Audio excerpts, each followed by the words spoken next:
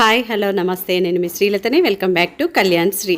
ఇవాళ tasty recipe వచ్చేసి బోటీ curry అండి. గుమగుమలాడే బోటీ. చాలా మందికి బోటీ అంటే ఇష్టం ఉంటుంది, కానీ క్లీనింగ్ ప్రాసెస్ ఎక్కువ టైం తీసుకుంటుందని, స్మెల్ వస్తుందని బయట నుండి తెప్పించుకుంటారు. అలా బయట నుండి తెప్పించుకున్నా కానీ స్మెల్ వచ్చినట్లయితే వేస్ట్గా పడేయాల్సింది కదా. కాకుండా మనం కొంచెం ఓపిక చేసుకొని నీట్గా స్మెల్ లేకుండా క్లీన్ చేసుకున్నట్లయితే చాలా హెల్దీగా మనమే ఇంట్లో ప్రిపేర్ చేసేసుకోవచ్చు కదండి. ఇదైతే మరి నా ఒపీనియన్ అండి. మీకు ఎలా కుదిరితే అలా చేసేసుకోవచ్చు అండి. ఫస్ట్ టైం కనుక మన ఛానల్ని ఎవరైనా చూస్తున్నట్లయితే తప్పకుండా సబ్స్క్రైబ్ చేసుకోండి. నచ్చితే తప్పకుండా లైక్ చేయండి. మరి గుమగుమలాడే బోటీ కర్రీని ఎలా ప్రిపేర్ చేసుకోవాలనేది ప్రాసెస్లోకి వెళ్ళిపోదాం. ముందుగా స్టవ్ ఆన్ చేసుకొని ప్యాన్ పెట్టేసి 2.5 స్పూన్ల ఆయిల్ని వేసుకుంటున్నానండి.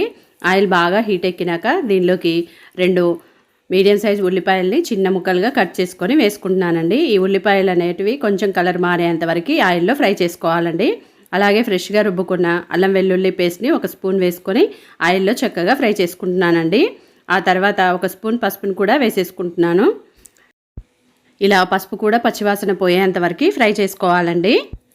ఇలా ఫ్రై చేసుకున్న దీనిలోకి 4 పచ్చిమిర్చిని చిన్న ముక్కలుగా కట్ చేసుకొని వేసుకొని ఫ్రై చేసుకుంటున్నానండి. నేనైతే ఇక్కడ 1/2 కేజీ బోటీని తీసుకున్నానండి. నేనే శుభ్రంగా క్లీన్ చేసుకొని ఒక 2 గ్లాసుల వాటర్లో సాల్ట్ వేసేసి ఈ బోటీని అంతా కూడా వేసుకొని 4 to 5 మినిట్స్ హై ఫ్లేమ్లోనే వీటిని చక్కగా ఉడికించుకొని వాటర్ అంతా వంపేసి ఒక బౌల్లోకి తీసి పక్కన ఉంచానండి. ఇప్పుడు ఈ ఆయిల్లో పచ్చిమిర్చి ఉల్లిపాయలు చక్కగా ఫ్రై అయినాయి కదా. ఇప్పుడు ఈ బోటీని దీనిలోకి వేసేసుకుంటున్నానండి. వేసేసుకున్నాక ఈ ఆయిల్లో ఈ బోటీ అనేది క్రిస్పీగా ఫ్రై అయ్యేంత వరకు ఫ్రై చేసుకోవాలండి. కొంచెం కలర్ మారాలి, మరీ క్రిస్పీగా కాదండి, కొంచెం క్రిస్పీగా ఉండేలాగా చూసుకోండి. ఇలా మూత పెట్టేసి ఒక 10 మినిట్స్ ఫ్రై చేసుకుందామండి. ముందుగానే ఉడికించుకున్నాను కాబట్టి ఇలా తొందరగానే ఉడికిపోతుందండి. చూడండి, అక్కడక్కడ కలర్ మారింది కదా, ఈ విధంగా ఫ్రై చేసుకోవాలండి. ఇలా చేసుకున్నట్లయితే కొంచెం క్రిస్పీగా ఉంటుందండి కర్రీలో తింటుంటే. నేనైతే ఎప్పుడు ఇలాగే చేస్తూ ఉంటానండి. ఇలా ఫ్రై చేసుకున్న దీనిలోకి ఒక 4-5 వెల్లుల్లిని కూడా పొట్టు తీసుకొని ఒలిచి పక్కన ఉంచానండి. చూడండి, మొత్తం కూడా ఇలా కలర్ చేంజ్ అయింది కదా. ఇప్పుడు దీనిలోకి మన టేస్ట్కి సరిపడినంత రెడ్ చిల్లీ పౌడర్ను, అలాగే 1 స్పూన్ ధనియా పౌడర్ను, 1 స్పూన్ గరం మసాలాను, 1/2 స్పూన్ మిరియాల పొడిని వేసేసుకుంటున్నానండి. ఇవన్నీ వేసుకున్నాక ఈ బోటికి చక్కగా పట్టేలాగా కలుపుకోవాలండి.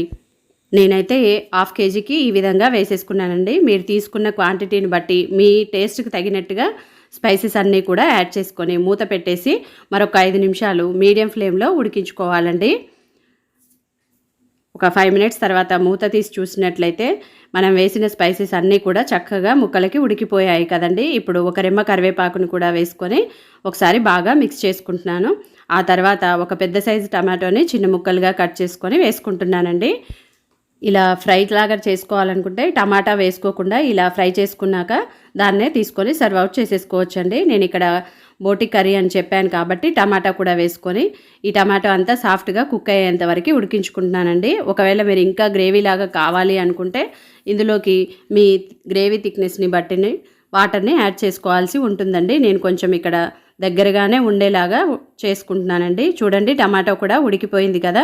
ఇప్పుడు సాల్ట్ని ఒకసారి చెక్ చేసుకోండి. మనం ముందుగానే ఉడికించుకున్నప్పుడు సాల్ట్ని వేసుకున్నాను కాబట్టి నేను మధ్యలో వేసుకోలేదండి. ఇప్పుడు చివరిలో టేస్ట్ చూసుకొని టేస్ట్కి సరిపడినంత సాల్ట్ని వేసేసుకొని ఆ తర్వాత వెల్లుల్లిని ఇలా కచ్చపచ్చగా దంచుకొని వేసుకుంటున్నానండి. ఇలా వేసుకోవడం వలన ఫ్లేవర్ అనేది చాలా బాగుంటుందండి. ఇప్పుడు వెల్లుల్లి వేసినాక ఒక 2 నిమిషాలు మళ్ళీ లో ఫ్లేమ్లో ఉడికించుకోవాలండి. చాలా మంచి ఫ్లేవర్ వస్తుందండి. ఇంతేనండి. ఇప్పుడు స్టవ్ ఆఫ్ చేసుకొని కొత్తిమీరతో గార్నిష్ చేసుకొని వేడివేడిగా సర్వింగ్ బౌల్లోకి తీసుకొని సర్వ్ అవుట్ చేసేసుకుందాం. ఎంతో టేస్టీగా ఉండే బోటీ కర్రీ అనేది చాలా సింపుల్గా రెడీ అయిపోయింది కదండి. మరి మీకు కూడా నచ్చిందనే అనుకుంటున్నాను. నచ్చిందా తప్పకుండా లైక్ చేయండి, ఫ్రెండ్స్కి రిలేటివ్స్కి షేర్ చేయండి. మరిన్ని ఇలాంటి రెసిపీస్ కొరకు మన ఛానల్ని సబ్స్క్రైబ్ చేసుకోండి. Thanks for watching. See you next video.